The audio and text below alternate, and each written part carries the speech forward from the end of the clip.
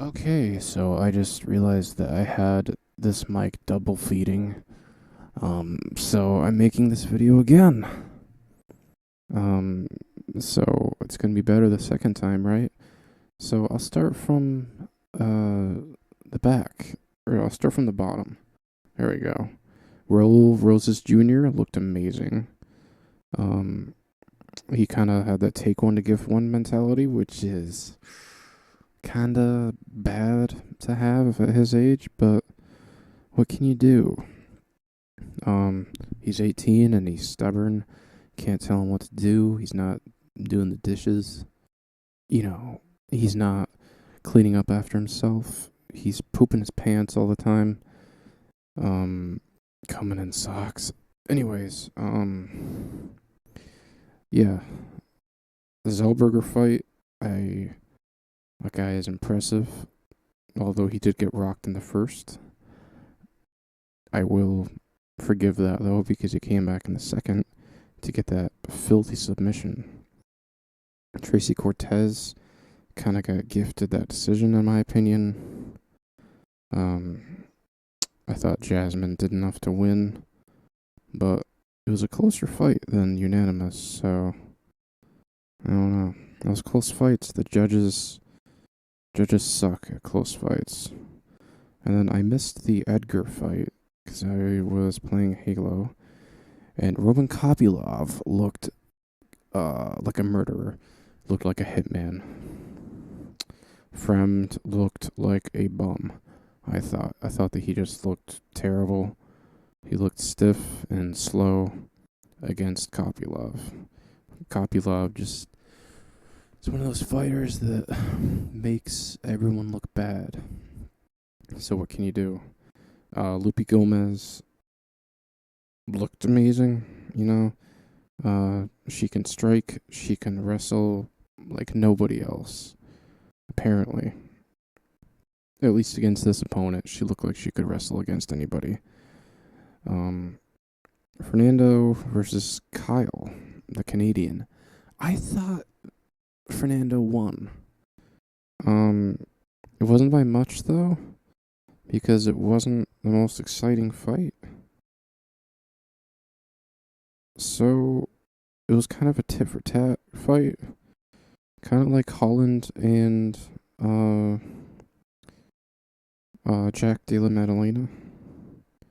One of those just close fights where the judges don't know who to pick because the judges have ADD, and if they don't see, blood splattering, if blood doesn't get on the desk of the judges, then they have no idea who to pick.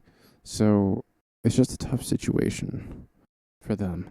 Um, Moving on to Holland versus Madalena. I thought Madalena capitalized on a lot of mistakes that Holland makes. I think he must have watched a lot of tape on Holland. He kind of figured out a lot of his movement and the way he throws punches by the third. So I think it's fair to give it to Madalena, but it was a really close fight.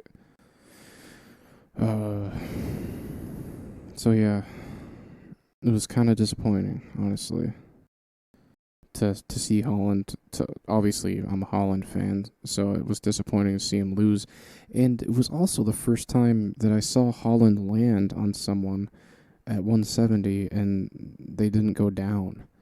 Like normally, Holland has the touch of death at 170. He's like Connor at 145. Like he just touches you and you melt. But Jack has an amazing chin and he uses his gloves better than anyone in the UFC to block punches that I've seen. Like so many of Holland's punches were landing on Jack's gloves. It was really impressive.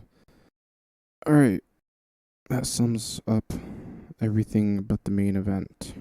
Sayre, did I think Grazo won? Barely. I thought she barely won. I thought she had 2 rounds in the books going into the fifth, and then Valentina's winning the first 3 minutes, makes a mistake. Grazo capitalized, just like the previous fight. That's same exact thing. Grasso capitalized on a tired Shevchenko. In each of their fights, Grasso has worn her down like a grind, like a what's the word? Like a grindstone, grinding grain. That's what's going on with Grasso. She's just a grinder. I gotta get on grinder. But yeah, she basically got taken down a lot. Didn't take all that much damage. That's the thing, because people are saying that Valentina won, and I don't really see it that way. I don't think Valentina did enough to definitively win a title fight. I do believe in the idea that you have to beat the champ badly in order to take his title. Like, you should have 4 rounds, I think, definitively. Like, you can't have 3 rounds that are definitive, because no round is definitive these days with judges. Like, judges are terrible. They're just worse than they've ever been. So yeah, I guess I'll talk about the 10-8 round in this video too. Why not? I didn't think the 10-8 round was necessarily crazy, because you go back, we can all agree that it was 2-2 going into the fifth, and then, like I said, Valentina's jabbing really well. 3 minutes in, makes a mistake, gets taken down, gets pounded, and visually quits for a while. She was just like shuttled up, and her side of her head getting pounded. Like, that is the universal symbol of I give up, and she did it for a while.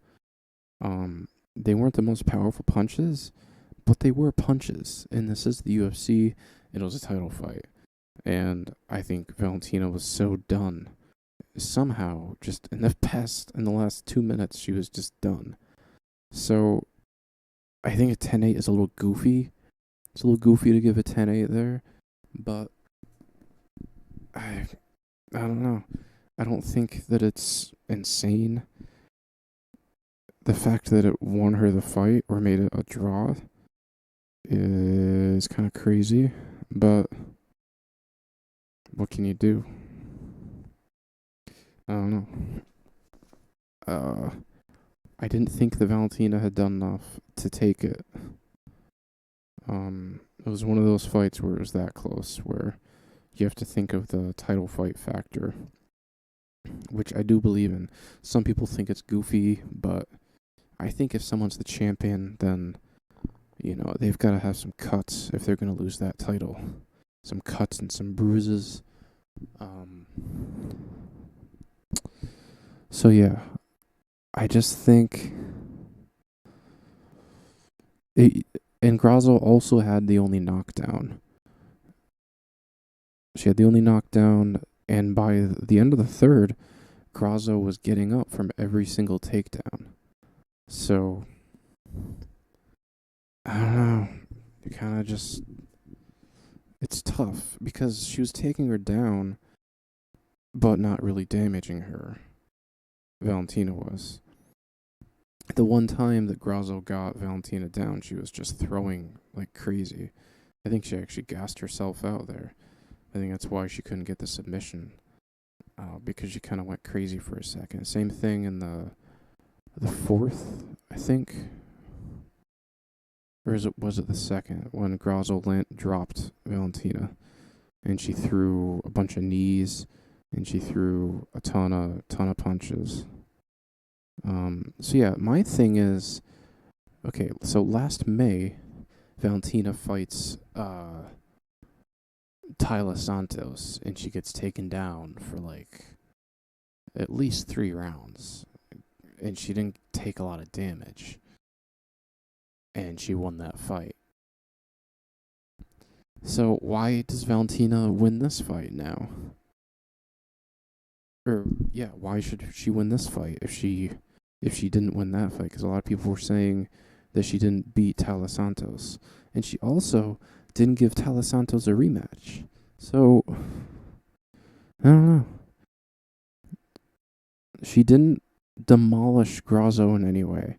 She landed a lot of good jabs. She took her down. She had one close submission attempt. That was it, though. She didn't land a lot of ground and pound. She didn't, Mark Coleman her. It was just kind of like, I'll take you down now, because Grasso was just like letting her take her down, seemingly. It was. I've never seen two fighters make so many mistakes in that fight. In any fight other than that fight, I mean, they both almost looked off in this fight. Like neither, like Valentina looked amazing in the first round, but then like by the end of the first, by the beginning of the third, she looked really tired in my opinion, and I think by the end of the third, that's when Grasso was getting up from takedowns. So I thought Valentina was fucked going into the fourth, and then she did pretty well in the fourth. I can't remember when the knockdown was though. But either way, I don't think the 10-8 was that bad. It's only got so much light shed on it because it's what won, or what made it a draw for Grasso. What helped her retain her title.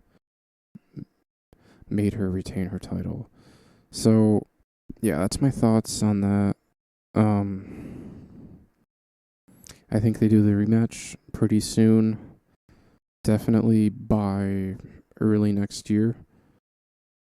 I don't know if they. I think they would only do it if Grasso wants to do it, though. And I don't know if Grasso wants to, because I don't know if Grasso wants to fight Erin Blanchfield.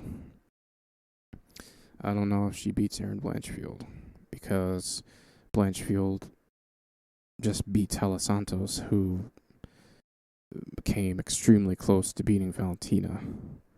So I don't know what they do at 125, but hopefully